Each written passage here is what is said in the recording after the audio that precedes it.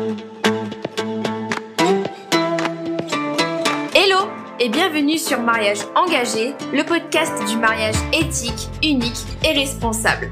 Je m'appelle Aude, je suis wedding planner et j'accompagne les futurs mariés dans l'organisation d'un mariage qui corresponde à leurs envies et à leurs valeurs. Si vous êtes une future mariée et que vous souhaitez partir à la découverte de tout ce que vous pouvez faire pour votre mariage et de laisser éclater vos idées, même les plus folles, ce podcast est fait pour vous. Alors, installez-vous confortablement et c'est parti pour l'épisode du jour.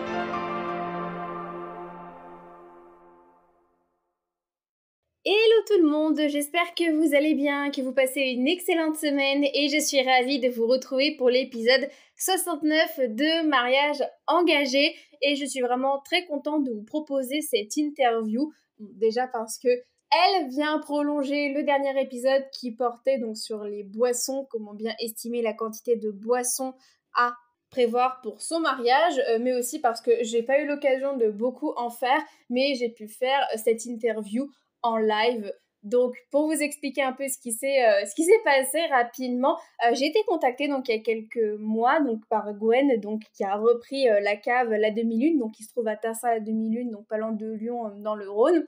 Elle m'a contactée pour savoir si je recherchais des partenaires pour tout ce qui était boisson et plus particulièrement le vin, puisqu'il s'agit d'une cave vu qu'elle est caviste. Et moi, c'est vrai que j'avais pas énormément de contacts dans ce domaine-là, donc je me suis dit pourquoi pas. Et puis, il y a le fait aussi qu'elle se situe à même pas un quart d'heure de chez moi à pied, puisque pour vous situer un peu pour les personnes qui ne sont pas à Lyon, moi j'habite à Écully, donc c'est à peu près, c'est juste à côté de Lyon, c'est la ville qui est limitrophe à Lyon, donc elle est à Tassin La Demi-Lune, donc c'est à même pas un quart d'heure à pied de chez moi.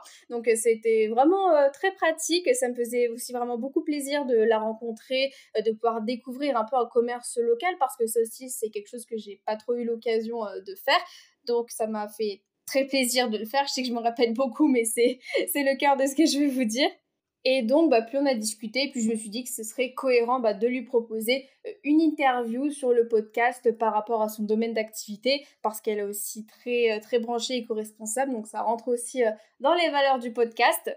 Et c'est donc pour toutes ces raisons que je suis très heureuse de pouvoir vous proposer cette interview aujourd'hui. Donc on va parler, donc vous l'avez vu sur le titre de l'épisode, on va parler de comment bien choisir son vin pour son mariage. Donc vous allez voir que Gwen va vous donner plusieurs petits conseils, plusieurs petites astuces pour bien vous aider à choisir les bonnes boissons pour votre mariage. J'espère sincèrement que cet épisode va vous plaire. Moi je sais qu'en tout cas, encore une fois, j'ai pris énormément de plaisir à enregistrer cet épisode. Donc voilà, j'espère qu'il va vous plaire. On se retrouve comme prévu à la fin donc pour le petit débrief. Et donc je vous laisse avec Gwen.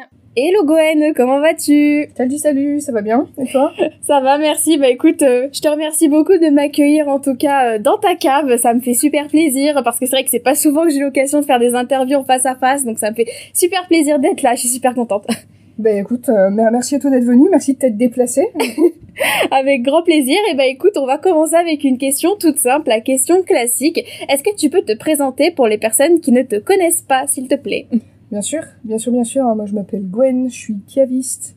Pour faire gros, je suis issue de la restauration, dans laquelle j'ai travaillé depuis mes 18 ans. J'ai toujours bossé dans la restauration parce que je suis amoureuse de la bouffe depuis que je suis petite. Et il s'avère qu'en travaillant dans la restauration, j'ai eu envie de m'orienter un petit peu plus officiellement vers le vin. Et donc j'ai fait des études de sommellerie pour travailler dans le vin dans les restaurants. C'était pour moi une grosse évidence de travailler dans des métiers de bouche parce que j'ai toujours tourné autour de ça depuis le plus jeune âge. Super. Et comment est-ce que tu en es venue à devenir caviste et à reprendre la cave ? Parce que tu m'as expliqué que tu avais repris la cave à quelqu'un, c'est ça ? Alors la cave, en fait, j'ai été employée ici en tant que gérante, donc j'ai repris la gérance du RAD à quelqu'un. Et j'en suis venue à devenir caviste parce que j'ai quitté la restauration petit à petit. En fait, la restauration, au bout d'un moment, déjà, ça peut être un métier qui est un petit peu ingrat. Pas juste les horaires, mais aussi ce côté où le service en salle tourne parfois à la servitude vis-à-vis des clients. La relation avec les clients est vraiment pas la même.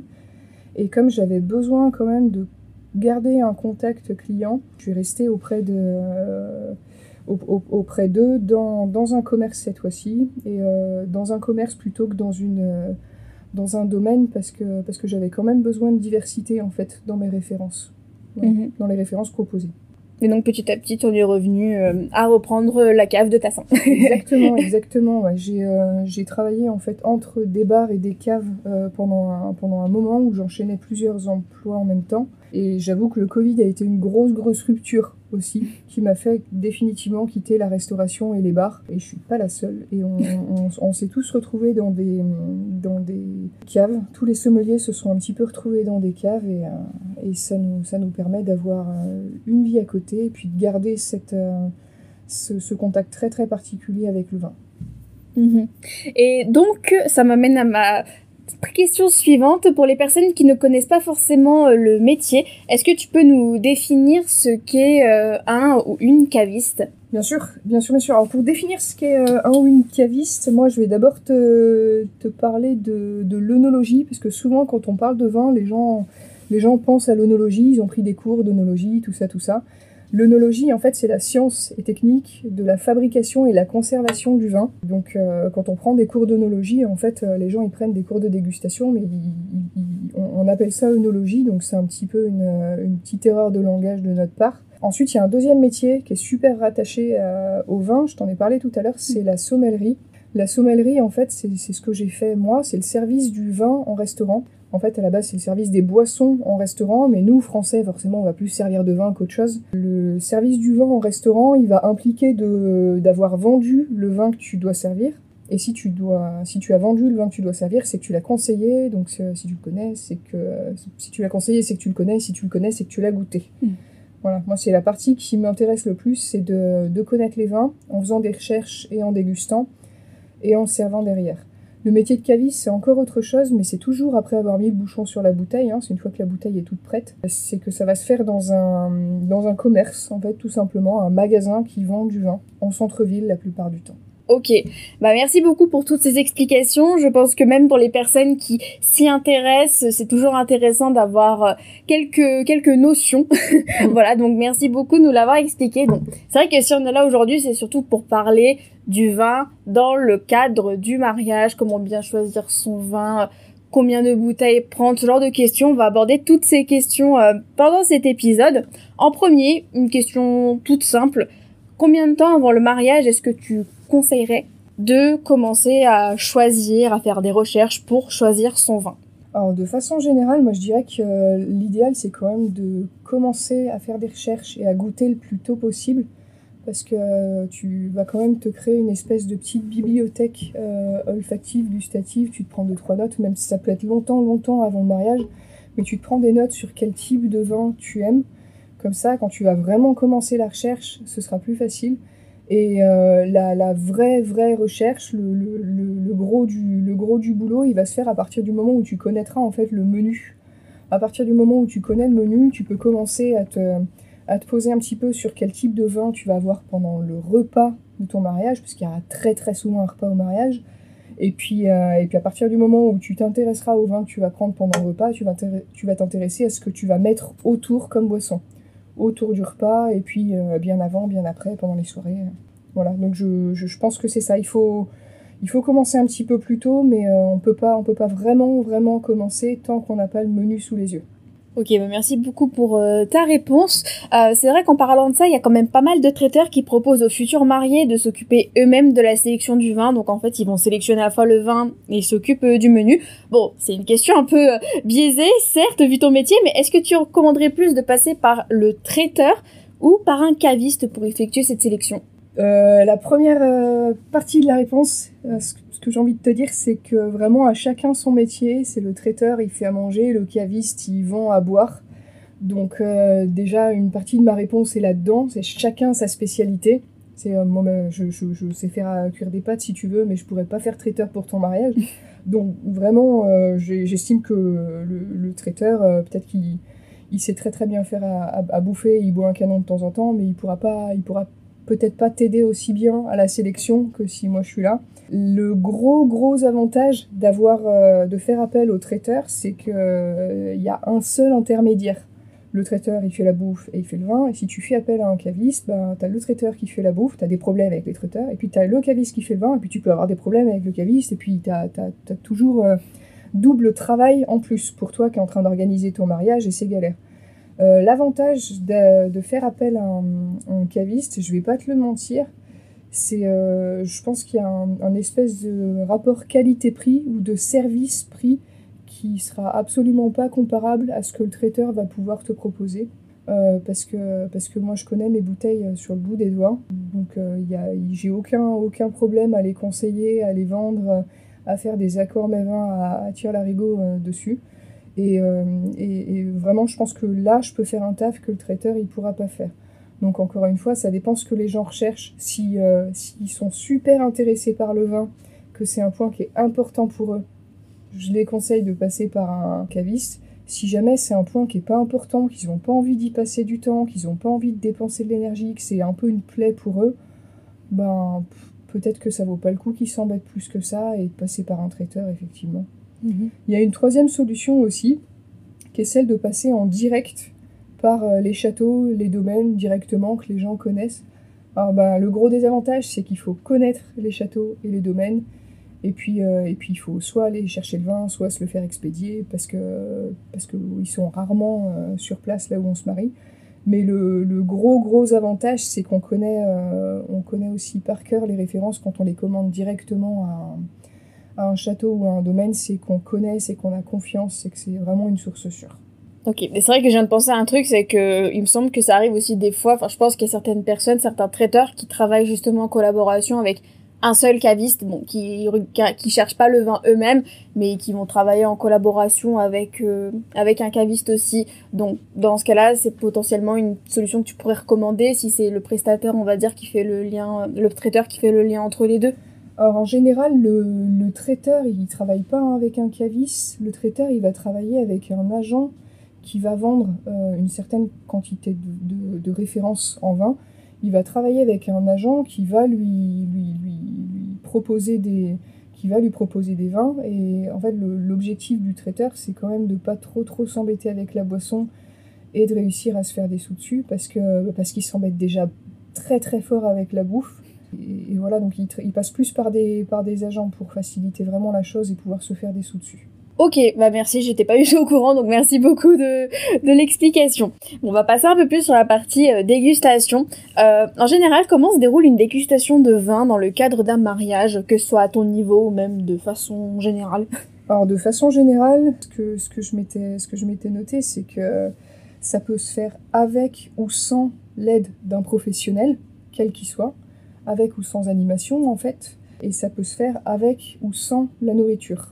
Il y a un autre point aussi qui est important, c'est que les dégustations, elles peuvent se faire seules, j'entends uniquement les deux mariés qui vont décider, ou alors avec leurs amis proches, leur famille, qui vont venir donner des conseils un petit peu. Sachant que la dégustation, si elle est animée ou si elle n'est pas animée, que ce soit avec ou sans la bouffe, ça peut être un moment qui est super convivial, et de façon générale, c'est quand même plus sympa d'être plusieurs quand on ouvre un paquet de bouteilles pour déguster, pour être sûr que ça va plaire. Et je conseille très fortement, encore une fois, d'attendre d'avoir l'idée du menu, et pourquoi pas d'attendre d'avoir des petits échantillons, parce qu'un traiteur, il peut se débrouiller pour sortir une ou deux assiettes à réchauffer un petit peu au four avec des consignes. Il peut se débrouiller pour faire un truc qu'on puisse déguster avec les bouteilles, et je pense que c'est très important d'essayer de faire ça. Voilà. J'imagine que c'est mieux pour avoir les arômes, les mets directement, pour voir ce qui permet de faire ressortir le plat, quel vin choisir, etc. Je pense que c'est pour ça. Ouais, c'est ça. Ça permet de vraiment voir ce que donnerait l'accord, parce que moi j'arrive à m'imaginer, parce que ça fait 10 ans maintenant que j'y travaille, à accorder des mets et des vins. Mais c'est vrai que quand c'est pas un truc qu'on a entretenu, ça peut être un petit poil plus compliqué. Ça peut être un petit poil plus compliqué de s'imaginer les conséquences de tel goût, de telle texture, que ce soit dans le vin ou dans la bouffe, et puis les conséquences des deux ensemble en fait. Et donc moi, quand je fais une dégustation, quand j'aide ou quand j'anime une dégustation, mon objectif, c'est de faire en sorte que les gens ils se rendent vraiment compte de ça, même s'ils n'ont pas l'assiette sous le nez en fait. Ok, bah merci beaucoup pour ces petites explications. Maintenant, j'ai plus une question au niveau du type de vin à privilégier. Est-ce que tu recommanderais des types de vins, des vins particuliers à privilégier en fonction des moments de la journée? Carrément. Alors déjà, on va assumer que la plupart des mariages se font en été. Ouais, il me semble que c'est la grosse saison. Oui. En été, souvent, on a cette partie vin d'honneur qui tombe avant le repas, bien avant le repas, qui tombe parfois en milieu, fin d'après-midi.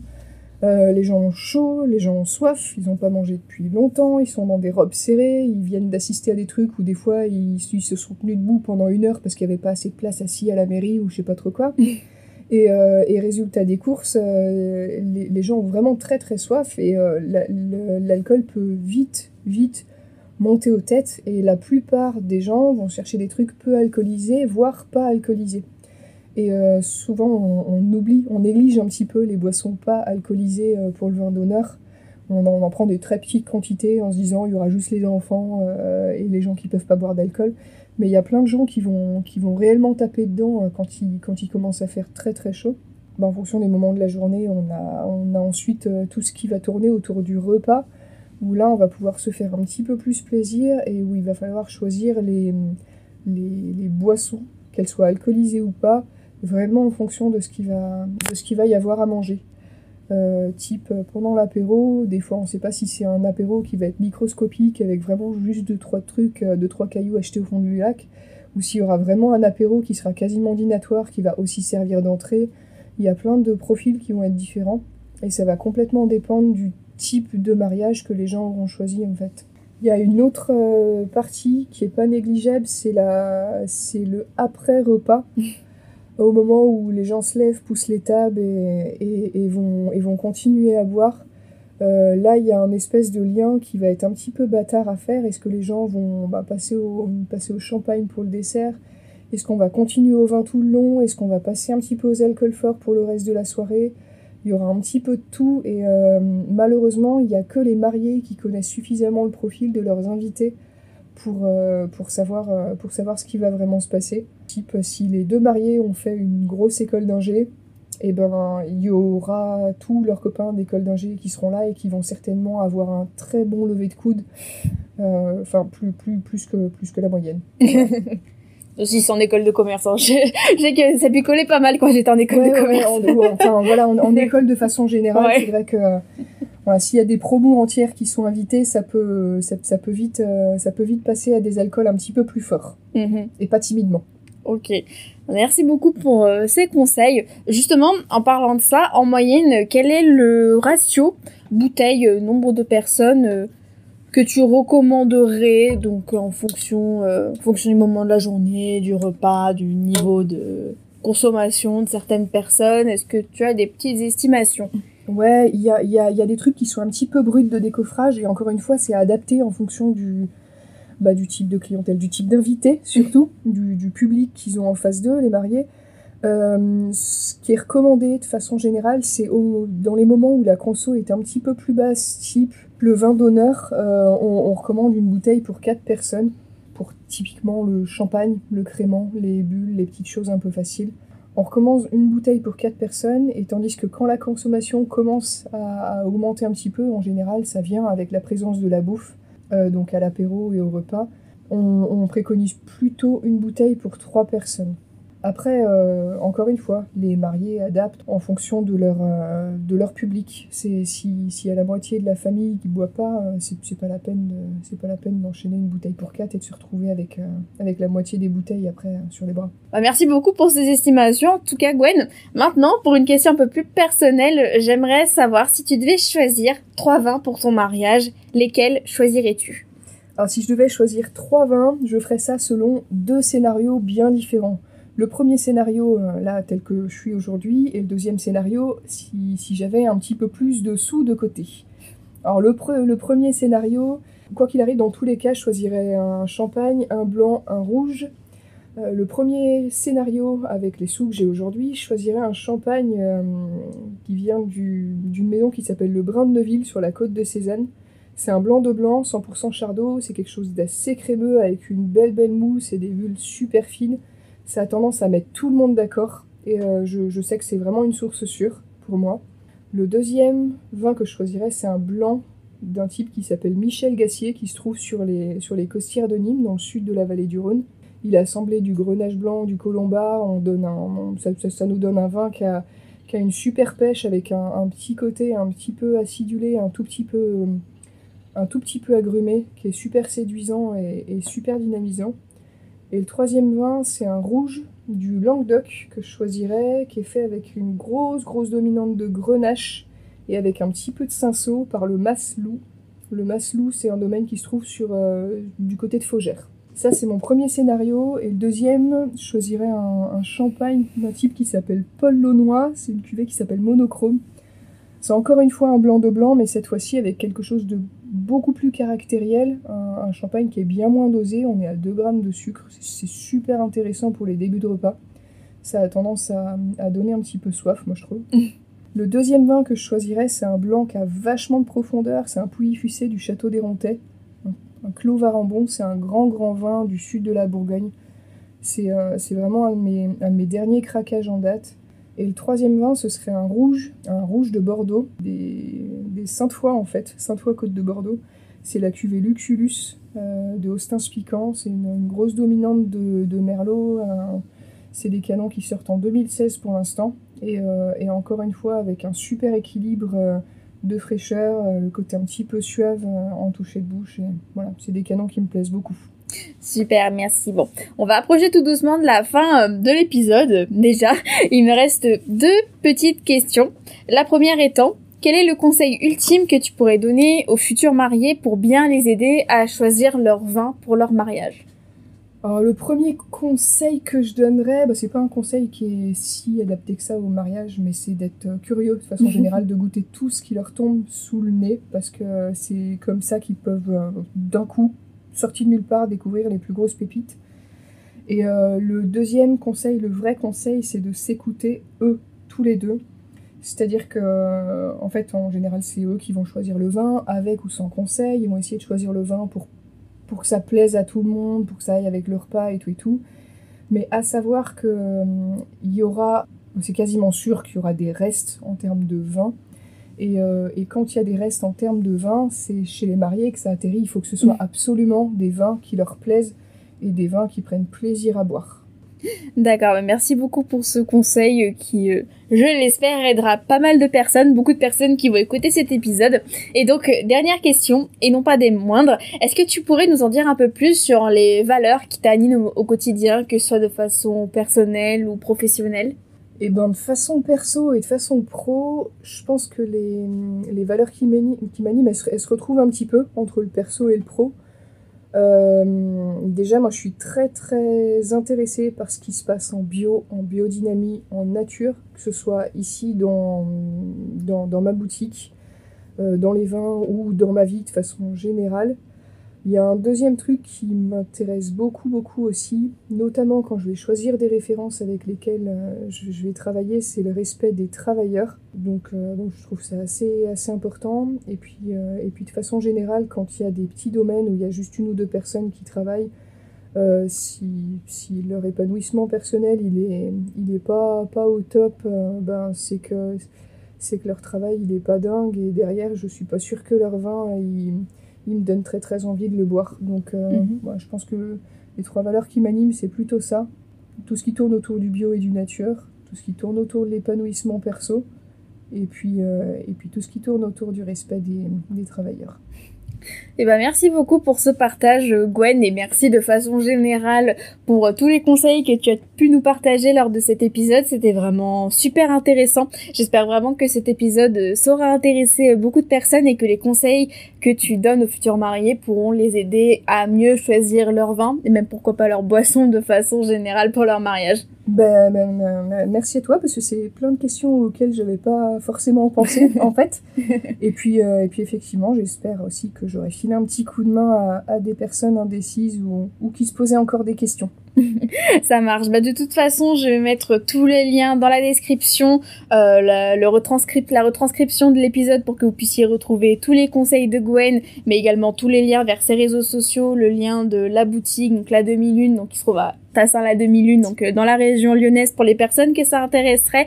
Si l'épisode vous a plu, encore une fois, n'hésitez pas à laisser un avis, à laisser 5 étoiles, ça me ferait vraiment super plaisir et ça aiderait le podcast à encore plus se faire connaître. Donc je vais vous laisser là, j'espère encore une fois que cet épisode vous aura plu. Je vous souhaite d'excellents préparatifs, une excellente semaine et puis on se dit à bientôt pour un prochain épisode. Salut!